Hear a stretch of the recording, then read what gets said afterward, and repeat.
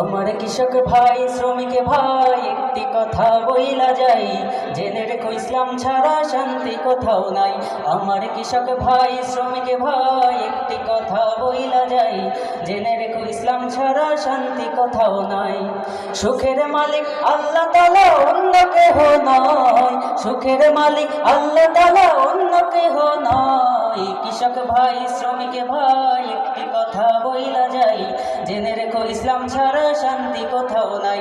আমার কৃষক ভাই শ্রমিক ভাই একটি কথা বইলা যাই, জেনে রেখো ইসলাম ছাড়া শান্তি কোথাও নাই।